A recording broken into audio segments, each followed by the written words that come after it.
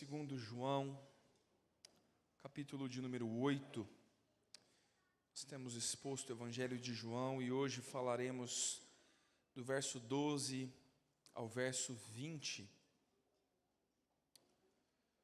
João 8, de 12 a 20.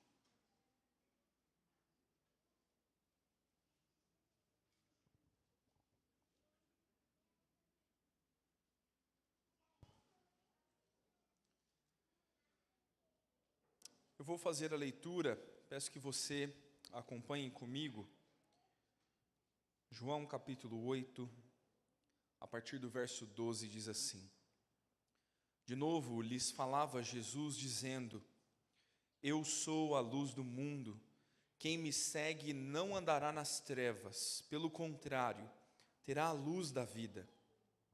Então lhe objetaram os fariseus: Tu dás testemunho de ti mesmo, logo, teu testemunho não é verdadeiro. Respondeu Jesus e disse-lhes: Posto que eu testifico de mim mesmo, o meu testemunho é verdadeiro, porque sei de onde vim e para onde vou, mas vós não sabeis de onde venho, nem para onde vou. Vós julgais segundo a carne, eu a ninguém julgo. Se julgo, o meu juízo é verdadeiro, porque não sou eu só, porém eu e aquele que me enviou. Também na vossa lei está escrito que o testemunho de duas pessoas é verdadeiro. Eu testifico de mim mesmo, e o Pai que me enviou também testifica de mim. Então eles lhe perguntaram: Onde está teu Pai? Respondeu Jesus: Não me conheceis a mim, nem a meu Pai. Se conhecesseis a mim, também conheceríeis a meu Pai. Proferiu essas palavras no lugar do gasofilácio, quando ensinava no templo, e ninguém o prendeu, porque não era ainda chegada a sua hora. Vamos orar mais uma vez.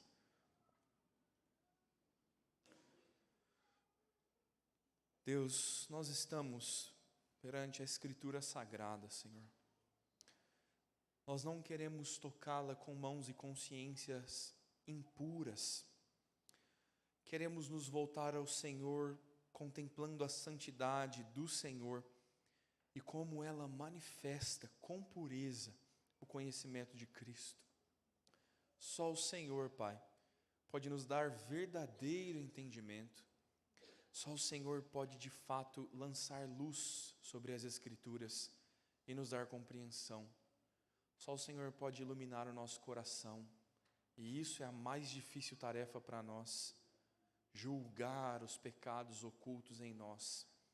Oramos nesta noite, Pai, para que a luz do mundo nos brilhe, para que Cristo resplandeça aos nossos olhos, que vejamos Jesus, que conheçamos seu verdadeiro testemunho, que conheçamos o Pai olhando para o Filho. É o que nós lhe rogamos humildemente, em nome do Senhor Jesus. Amém. Você tem medo de escuro? Claro que não, né? Você é um adulto. Mas quando você apaga a luz da sala, você apressa o passo, né?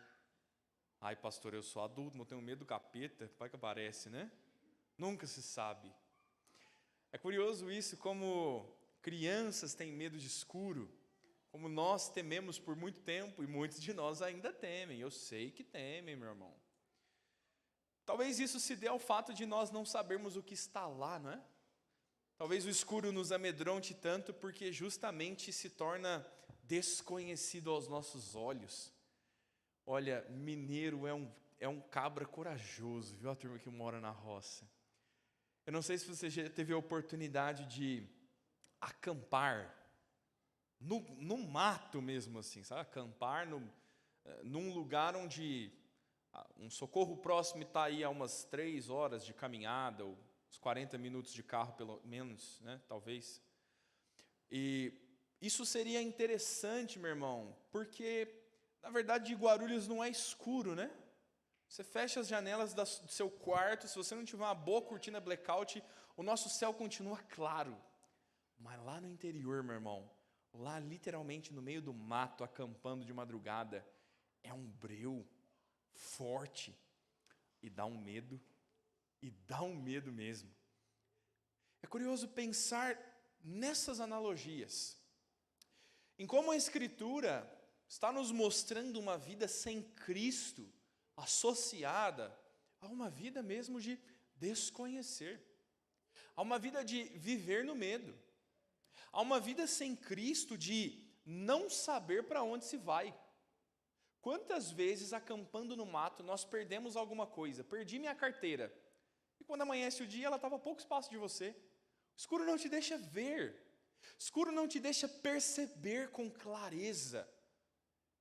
E o Jesus agora está apontando uma outra natureza, dizendo: eu sou a luz. E quem me ouve e me segue tem a luz. E não vive em medo. E não vive perdido. Sabe onde pisa. Essa é uma perspectiva diferente. É uma vida de segurança, é uma vida de confiança, é uma vida de entendimento, porque as coisas estão trazidas à plena luz. Nessa noite nós podemos olhar para a palavra do Senhor e realmente perceber que nós podemos ter luz em meio às trevas. Quero tratar sobre isso contigo nesta noite, luz sobre as trevas. Perceba, meu irmão, como o Senhor Jesus irrompe o texto nos falando a clara e sólida afirmação de eu sou. E este é o primeiro ensino do texto. A luz que dá vida. Se nós percebemos uma luz que é sobre as trevas, esta é a luz que dá vida, é Cristo. O Senhor Jesus falava de novo. Nós entendemos que é na sinagoga, porque o último versículo nos diz que ele estava ao lado do gasofilácio, e nesse novo discurso de Jesus, ele abre dizendo uma clara afirmação: eu sou a luz do mundo. Por diversas vezes no Evangelho de João, Jesus usa essa fórmula do eu sou, essa é a segunda delas. E as duas primeiras estão associadas a um contexto importante, a festa dos tabernáculos. Você lembra dela? Aquela festa comemorada que lembrava o tempo da saída do Egito, tempo em que o povo morou em tabernáculos, em tendas. E por 7 dias se comemorava essa festa. No último dia, algo que não era necessariamente ordenado na festa, mas já era um desenvolvimento dos judeus mais modernos, agora havia o buscar água, um ato simbólico da água que Deus deu no deserto. E então um sacerdote fazia uma entrada triunfal com um jarro de água. Lá Jesus diz: eu sou a água da vida. Jesus está usando os elementos judaicos para se manifestar e revelar a sua natureza. Agora, o contexto ainda é a festa dos tabernáculos. Há uma boa discussão sobre a existência de João 8, mas isso é assunto de aluno de EBD. Venha na EBD.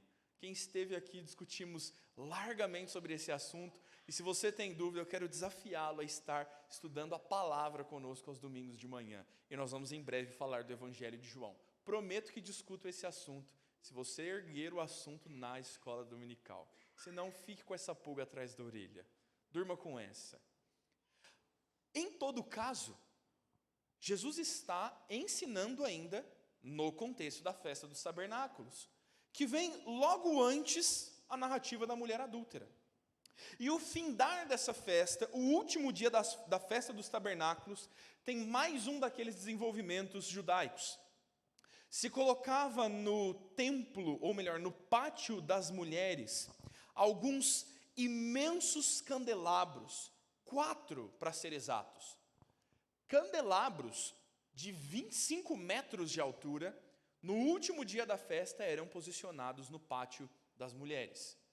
A festa era celebrada por todos. Anualmente os judeus celebravam a festa dos tabernáculos e eles sabiam o que ia acontecer. Escadas eram erguidas para que os mais jovens das tribos levíticas subissem e enchessem com combustível a medida daqueles candelabros, para que no início da noite eles fossem acesos. Olha que curioso. Narra-se que não havia terraço em Jerusalém que não fosse iluminado pela luz daqueles candelabros. todos estão no findar da festa, aguardando aquele momento áureo de acender 4 tochas gigantes de 25 metros. Todos ficam na expectativa de ver os jovens alimentando aqueles candelabros. Os seus pavios eram feitos com as roupas do sacerdote que celebraram a festa no ano anterior. E naquele momento, neste contexto, Jesus está dizendo: eu sou a luz do mundo. É uma comparação quase dizendo: vocês acham essa luz alguma coisa? Eu sou a luz do mundo. As referências que rondam a divindade e a luz do mundo são inúmeras. Poderíamos falar a noite toda sobre elas. É uma coluna de fogo por sobre o povo no Egito que ilumina o caminho. É a luz do Senhor que na palavra se torna lâmpada para os nossos pés e luz para o nosso caminho. É a revelação de Deus que é em todos os tempos Deus de luz. Tiago nos chama Pai de luzes. E em toda a Escritura é este que vem sendo manifesto como aquele que irrompe trevas, aquele que no Salmo 139, o dia e a noite para ele são a mesma coisa, a luz e as trevas são iguais, porque ele a tudo perscruta. Este é aquele que Jesus agora anuncia: eu sou a luz do mundo. Não se encantem com outras belas luzes, eu sou a luz sobre todas. E a fala de Jesus agora se traduz a mim e a você. Quando ele diz: aquele que me segue não andará em trevas. João já nos deu uma perspectiva disso no Evangelho. Sobre andar em trevas, não no sentido literal de: ai que bom, eu morri de medo de escuro. O texto está nos falando sobre viver em pecado. E Jesus diz: aquele que me segue não andará em trevas. Mas esta luz, a luz do mundo, uma luz alta e brilhante como daquelas tochas que iluminava toda Jerusalém, agora estaria dentro de nós.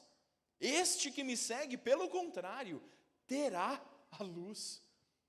Não se espantem com esses grandes luzeiros, com esses 4 grandes candelabros.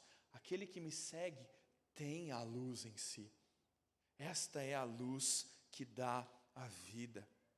Esta é a luz que gera, que produz vida em nós. Vida farta e verdadeira.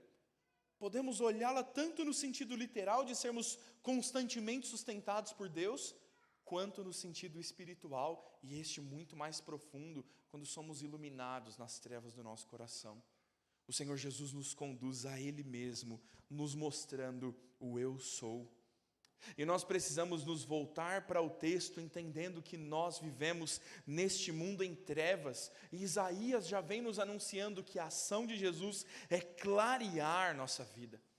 E nós precisamos, meu irmão, pôr luz em todos os cantos da nossa vida. Uma das coisas curiosas de acampar, se você nunca acampou, deixa eu te contar. Durante a noite, a gente faz churrasco. Você acha que eu subi a serra para comer miojo, meu irmão? Não, a gente quer assar uma carne. A gente faz churrasco. A gente junta lenha, a gente brinca de soltar rojão, que não tem ninguém por perto para reclamar, a gente solta rojão. A gente faz uma baita bagunça. Se você já brincou de polícia e ladrão, de pique-esconde, a gente fazia isso com 12, 13 anos no meio do mato, no escuro completo. Sabe o que é curioso? Você faz isso a noite inteira. Você chega na beira da cachoeira ou numa garrafa de água, você lava as suas mãos. Mas tem uma coisa inexplicável.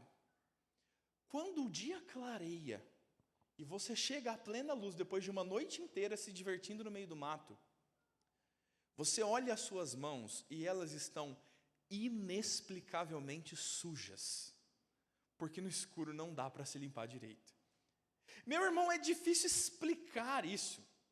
Às vezes, no clarear do dia, você percebe que você montou a sua barraca sobre um enorme monte de esterco fresco, e você tem que limpar aquela bagunça. E às vezes estar no escuro não nos permite ver, não nos permite enxergar. Quantas vezes, minha irmã, se você limpar a sua casa de noite, na manhã seguinte, você vai reclamar de si mesma nos cantos esquecidos? Qual de nós nunca lavou o carro à noite e na manhã seguinte viu aquele borrão dizendo, não dava para enxergar direito? É esta a expressão do Senhor Jesus que precisa clarear nossas vidas. Tem cantos escuros em nós, meu irmão. Há a má inclinação do nosso coração de dizer, Senhor, te amo, te quero, muito lindo, sou teu povo, mas isso aqui, deixa essa porta encostada, Senhor. Eu não gostaria de que o Senhor expusesse os meus pecados aqui. Essa é a razão pela qual muitas vezes crentes fogem de relacionamentos. Crentes não querem ter amizades. Especialmente nós, oficiais, pastor, presbíteros, diáconos, porque os nossos podres ficarão expressos. Porque a luz de Cristo e a convivência com crentes que têm a luz vão expor os pecados do nosso coração. E o Senhor está nos chamando a não mais viver em trevas e pôr luz diante dos nossos olhos. No Sermão do Monte, o Senhor Jesus falando sobre cobiça, Ele diz, se os teus olhos forem bons, todo o teu corpo será luminoso. Se os teus olhos forem maus, você estará em trevas, e que grandes trevas serão. Nós precisamos contemplar a luz de Cristo. Canta a banda Resgate no seu refrão dizendo, entre duas cruzes brilha a luz das luzes, e eu só quero ver o que ela iluminar. E Deus te fez um luzeiro, meu irmão. Deus te fez um belo de um espelho. Você já olhou a fundo o farol do seu carro? Você já reparou como funcionam tantos desses nossos luzeiros? Você já foi criança o suficiente para desmontar a lanterna do seu pai? Não façam isso, crianças. Repara como os espelhos são importantes. Como que eles é que enfocam a luz. Nós não somos chamados para ter uma luz própria, meu irmão. Nós não somos chamados a esse evangelho coaching de brilhe a sua luz, como se você fosse exaltado. Cristo é a luz, e quando nós andamos nele, nós temos a Cristo, e quem brilha é Ele. A tarefa é repetir o belo refrão de minha pequena luz, eu vou deixar brilhar. Você precisa brilhar a Cristo. Se nós estamos em trevas, não há qualquer chance de que isso aconteça, mas se a luz de Cristo brilhou em nós, quantos ao nosso redor não serão iluminados? E este é um outro problema de estar no escuro, não é? A sua mãe entra no teu quarto às 5 da manhã, que é o horário que as crianças barulhentas acordam para ir para a escola, né? Bem-vindo à cidade grande. E ela acende a luz, e ela ofusca os seus olhos. É horrível tantas vezes estar acostumado à escuridão e brilhar a luz. Por isso tantas vezes a igreja de Cristo é perseguida. Será que por isso nós deveríamos não brilhar a luz de Cristo? Não, meu irmão. O Senhor Jesus nos ensina dizendo, vós sois a luz do mundo. Não se acende uma lâmpada para pôr debaixo da mesa. Vocês devem estar no alto para que iluminem toda a casa. Não se pode esconder a cidade edificada sobre um monte. Sabe o que isso quer dizer? Nem se você quiser, você não consegue esconder a luz de Cristo. Mas pastor, eu escondo direitinho. Eu tenho uma boa amizade, uma boa amizade, e eu consigo conviver com essa pessoa sem ela perceber que eu sou crente, sem com que eu ilumine e incomode os olhos dela. Cuidado, meu jovem, cuidado. Como é que você consegue esconder a cidade edificada sobre o monte? Joga uma coberta gigante em cima dela. É impossível. A luz dos crentes é evidente, não para que você seja evidenciado, mas Cristo. As pessoas percebem luz de Jesus em você. As pessoas veem no teu falar, no teu agir, no teu julgar e opinar, no teu votar, quem sabe, no defender do teu candidato, brilha a luz de Cristo. Nós precisamos viver esse bom relacionamento com a luz. O Senhor Jesus fala mais sobre isso. Ele nos diz agora, a partir do verso 13, que Ele é a verdadeira luz. É necessário que Jesus defenda o fato de ser verdadeira luz.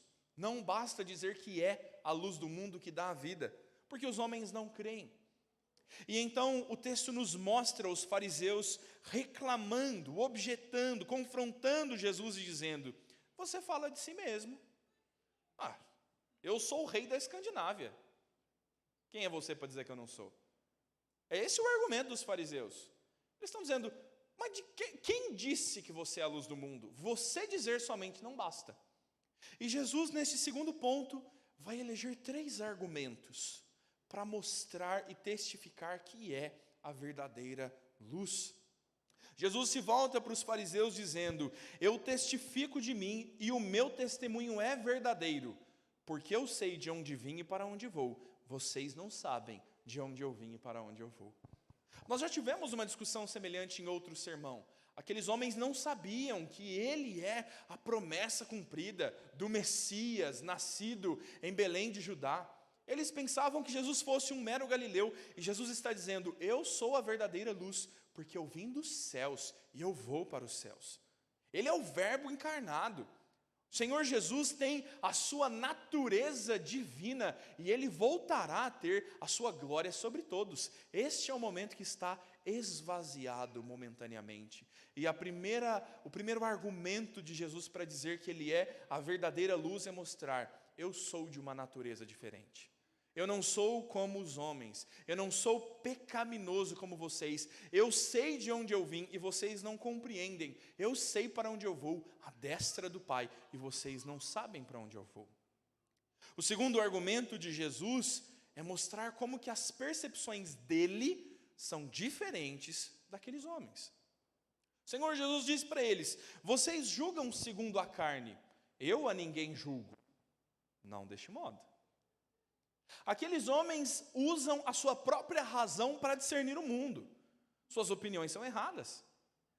Eles estão tentando entender Jesus na sua própria perspectiva humana. E Jesus está dizendo: eu não julgo como vocês.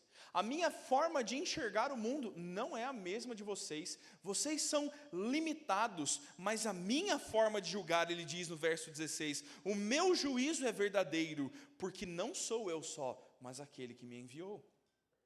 Os homens só têm a visão terrena, limitada, pecaminosa. Jesus não. O Senhor Jesus vê o mundo pelo ângulo espiritual. O Senhor Jesus tem plena compreensão sobre o homem e pleno conhecimento dos decretos de Deus. Ele julga o mundo com plena verdade. E o Pai é aquele que o dá essa clareza, essa concordância para julgar o mundo. Então, Jesus não é limitado como estes homens, ele é de uma outra natureza. Ele julga e entende as coisas por uma outra perspectiva mais profunda. E agora ele vai dar razão a estes homens. Olha que curioso. Ele diz: na vossa lei está escrito que o testemunho de 2 pessoas é verdadeiro. E é verdade. É esse o argumento ainda na mulher adúltera, pouco tempo atrás. Deuteronômio 17:6, por depoimento de 2 ou 3 testemunhas. E Jesus está dizendo: talvez vocês até tenham razão em dizer que uma outra pessoa precisa confirmar o que eu estou dizendo. Pois agora eu vos digo quem confirma. E o Senhor volta a dizer: eu testifico de mim mesmo, e o Pai que me enviou também testifica de mim. Ele é a verdadeira luz. A verdadeira luz que talvez não seja compreendida pelos homens, porque julgam a sua própria natureza, porque não conhecem a distinção celestial de Jesus. Estes homens que não conhecem ao Pai e não conhecem o testemunho do Pai, por isso não conhecem a Jesus. Meu irmão, nós precisamos entender essa luz divina na perspectiva do Senhor e não na nossa. Tantas vezes nós queremos enquadrar Jesus, nós queremos enxergá-lo como esta luz específica, como este que traz estes ensinos, estes métodos, estes meios. Eu quero que Jesus se molde à minha expectativa de quem é Jesus. E nós andamos como aqueles fariseus, dizendo: Jesus julga errado. Ele não julga errado, nós é que julgamos carnalmente. Nós tantas vezes não entendemos a divindade de Cristo e nós destituímos Ele do seu poder, dizendo: ah, Senhor, o Senhor nunca poderia me perdoar do que eu fiz. Ele é Deus, como Ele não alcançaria o seu coração?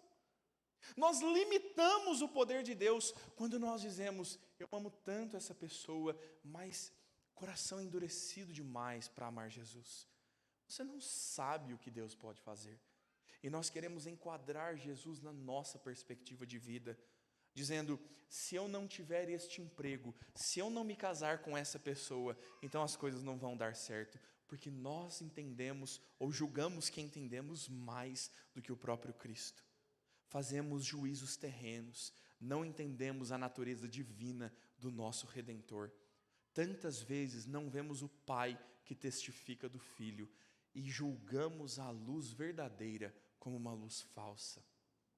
Tantas vezes, meu irmão, quando nós deveríamos nos voltar para Jesus, nós estamos só nos encantando com fogo fato. Sabe o que é isso? Uma vez nós fomos a Ouro Preto, ô lugar bom, só. Claro, nós somos da roça, meu irmão. Nós somos de Minas, e quando a gente viaja, a gente vai para onde? Para outro lugar de Minas. Ouro Preto é uma cidade histórica, com muitas belas igrejas e muita tristeza, por conta das senzalas, da escravidão, dos casarões de senhores. E numa das igrejas, o condutor da excursão nos contava sobre o que é fogo fato. É um fogo quase que falso.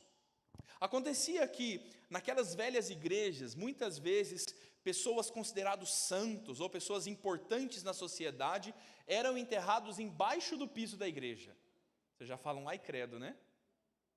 Era uma honraria ser enterrado na igreja católica, romana, mais uma heresia. O fato daqueles cadáveres estarem ali debaixo de um piso de madeira gerava uma natural decomposição dos corpos. Fica meio bizarro, né, falar disso. E quando esses corpos se decompõem, alguns gases como metano e fosfina vão se ajuntando e eles vazam pelas frestas do piso, gerando um aspecto de uma chama azulada. Isso acontece também em pântanos, em brejos, gases emitidos que entram em combustão. Você imagina, né, meu irmão, a igreja aparecendo um foguinho no chão, pronto, vira um milagre. Vira um santo milagre. E as pessoas que frequentavam aquelas igrejas, por vezes viam fagulhas dessa chama e julgavam estar vendo coisas sobrenaturais e maravilhosas. E passaram a crer nas mais absurdas heresias, porque, olha, a gente está vendo aqui a luz. E a gente, meu irmão, está vendo fagulhas mentirosas por aí e dando mais crédito a elas do que a Cristo. Meu irmão, os crentes caem no papo coaching, meu irmão. Os crentes empreitam seu coração em prosperidade financeira, fogo fato, mera fagulha resultante de decomposição de corpos mortos, doutrinas de gente morta que às vezes fagulham nos olhos, e nós deixamos a verdadeira luz para crer em fogo fato. Quando nós valorizamos tanto mais as autarquias humanas, os cargos eclesiásticos, do que o reino de Deus. Quando é tão mais importante para nós a opinião de quem nós amamos, do que a opinião do Senhor Jesus. E tantas coisas das quais Deus claramente se desagrada, mas pessoas importantes para nós se agradam. E nós pomos Jesus ao lado e vamos andar atrás de outras luzes. Nós viramos mariposas, meu irmão. A gente ri delas, não ri? De vez em quando elas estão aqui na igreja, caindo dentro da boca do pastor enquanto prega, perseguindo uma lâmpada, andando atrás de um falso sol, e os crentes vivem assim, perseguindo o vazio, não conhecendo Cristo, verdadeira luz, celestial, com um julgamento diferente do deste mundo, e nós queremos os padrões do mundo e não os de Cristo. E o Senhor nos chama a elevar os olhos para o testemunho do Pai, para algo diferente daquilo que nós já conhecemos. Por fim, meu irmão, o verso 19 nos mostra que aqueles homens perguntaram a Jesus: ora, se quem testifica de você é o seu pai, cadê seu pai? Ah, meu irmão, quando me perguntaram isso, a coisa ficou feia. Uma vez mexeram comigo na cidade, 2 rapazes me pregaram uma peça, e eu voltei lá com meu pai, e meu pai é grandão assim, ó. Eles estão pensando nisso. Quem é seu pai? Seu pai, por acaso, é um membro do Sinédrio? Seu pai é alguém que nós conhecemos? Seu pai é... Quem é seu pai? Ele é maior que Gamaliel? A pergunta dos judeus é uma afronta a Jesus, dizendo: se esse seu pai testifica de você, quem é ele? Para que a gente acredite. A fala de Jesus é dura e triste, meu irmão, porque ele diz: não me conheceis a mim, nem a meu pai. Se conhecesseis a mim, também conheceríeis a meu pai. A fala de Jesus é triste, porque nós estamos falando de judeus que querem cumprir rigorosamente a lei, de homens que são dedicados no conhecimento do Antigo Testamento, de pessoas que cruzam os ensinos do Pai todo santo dia, mestres da lei, que vendo, não veem, e perguntam: quem é o Pai? Estes que não entenderam que quem vê ao Pai, vê ao Filho, e aquele que vê o Filho, vê o Pai. Um só Deus. Essa é a resposta do Senhor Jesus a Filipe. Como assim mostra-nos o Pai? Quem me vê, vê ao Pai. Ao mesmo tempo, aqueles que trazem descrédito ao Filho, não podem conhecer o Pai. Nós precisamos, meu irmão, conhecer a Cristo para conhecer a Deus. O texto nos conta que todas essas coisas se deram quando Jesus estava no lugar do gasofilácio, provavelmente numa parte bem movimentada da sinagoga. Todos aqueles que o ouviam falar da sua luz que brilha aos homens, tantas pessoas circulando na frente da luz do mundo, sem contudo verem. Mas é muito próprio que Jesus assim o fizesse, para que muitos o ouvissem. E ouvindo esses homens, têm os seus olhos mais uma vez ofuscados pela luz e querem prender Jesus, querem matar Jesus.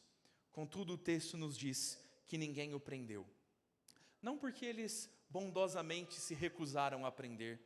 O ódio, a indisposição, os ânimos contra Jesus ainda eram acirrados, mas é o próprio Deus que conduz a história, e ainda não era o tempo de que a luz do mundo se apagasse por 3 dias, que os homens julgassem o Criador morto por 3 dias, ainda não era o tempo do seu sacrifício cabal por nós.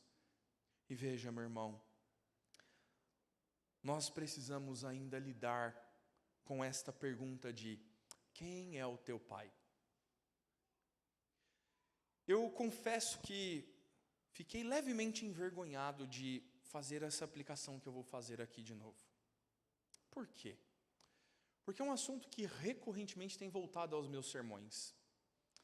E eu fico pensando que eu sou um mau pregador às vezes, por falar de novo a mesma coisa, e fica cansativo para a igreja.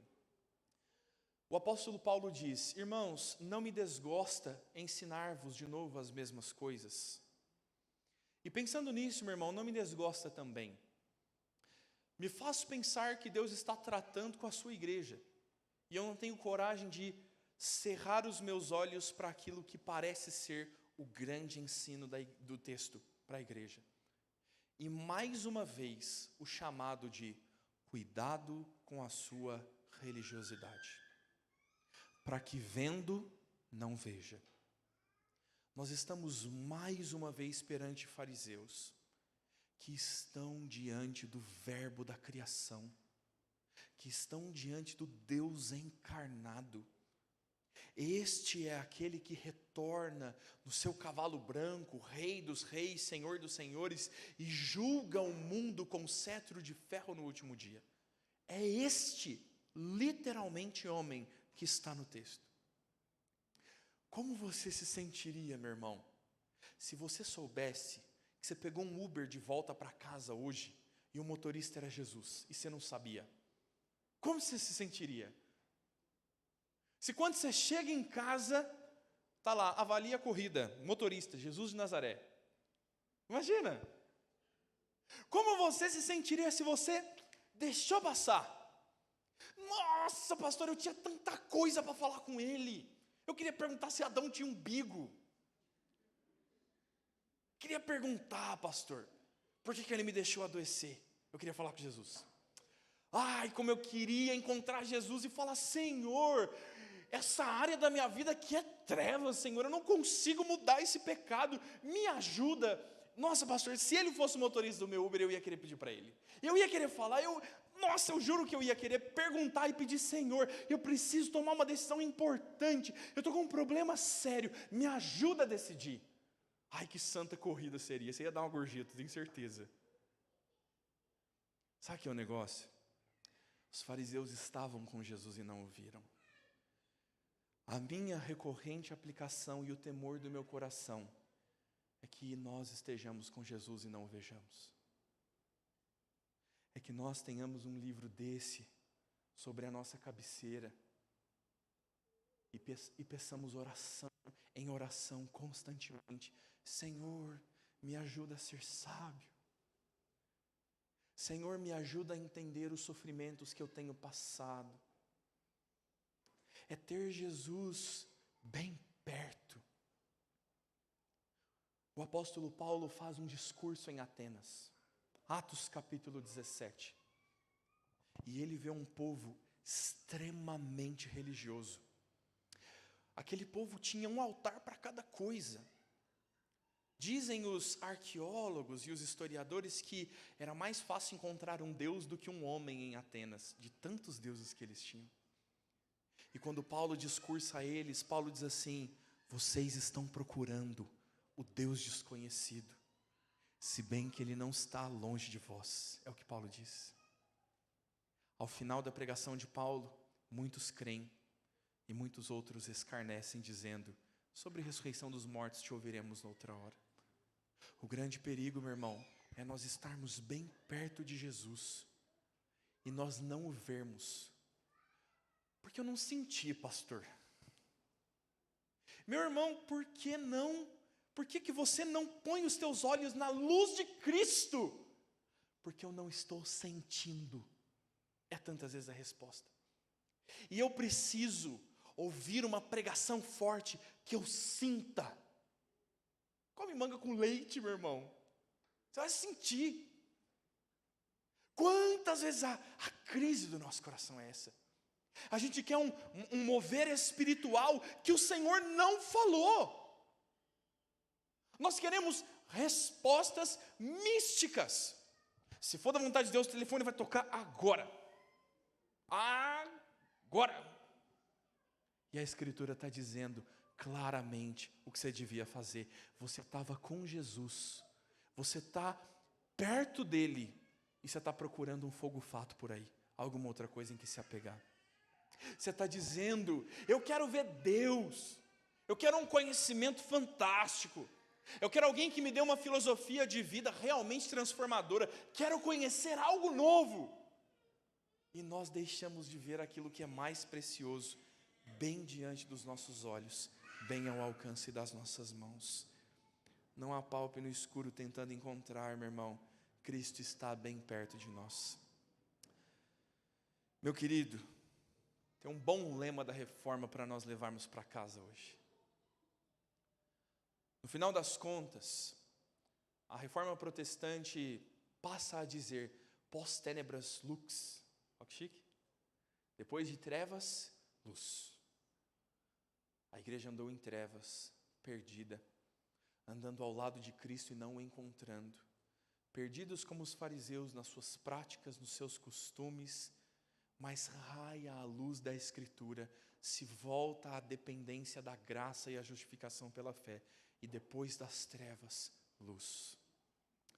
A minha expectativa, meu irmão, é que nós possamos encontrar Cristo e dizer: Senhor, depois das trevas da minha alma, luz. Encontrar Cristo e ver nele a luz do mundo, e Cristo brilhar em nós de tal forma que não seja possível ocultá-lo. Como uma lanterna potente, você põe a sua mão sobre ela e ela brilha através da sua carne. Que seja Cristo na sua vida, numa madrugada de acampamento. Meu irmão, que nós vejamos Cristo como verdadeira luz e não vivamos procurando outras fagulhas por aí, outras lâmpadas fracas para tentar iluminar alguma coisa na nossa vida, quando a luz do mundo está perante nós. Que nós vejamos Cristo e vejamos o Pai, e conheçamos a Deus e vivamos em profundidade com Ele. Quando se acampa é muito legal, meu irmão. Vamos acampar lá um dia, todo mundo, 100 pessoas acampar junto lá, tribo de Israel. Quando dá umas 2, 3 horas da madrugada, é quase o pico da noite, né? E você já não vê mais claridade do sol que se pôs, mas quando dá ali 2, 3 da manhã, no completo breu, um canto do céu começa a ficar um pouco mais claro do que o outro. É bem curioso isso. E as horas vão avançando e normalmente a gente não dorme, você já percebeu, né? Fazendo bagunça a noite inteira. E quando o dia começa a querer clarear, 4, 4:30, 5 horas, a luz vem raiando. E quando menos se percebe, a gente enxerga tudo ao redor. Que Cristo seja assim em nós, meu irmão. Que Cristo seja sol da justiça brilhando sobre nós. O texto de Malaquias e um texto maravilhoso diz: vem brilhando o sol da justiça. O dia já vem raiando e virá o dia em que brilhará o sol da justiça. E vós saireis e saltareis de alegria. Meu irmão, que gloriosa coisa será o dia em que Cristo brilhar plenamente sobre nós, tanto mais quando brilhar sobre todo o mundo no último dia e nós o virmos como Ele é na plenitude da sua glória. Que Deus nos dê graça para viver na sua boa luz. Queridos,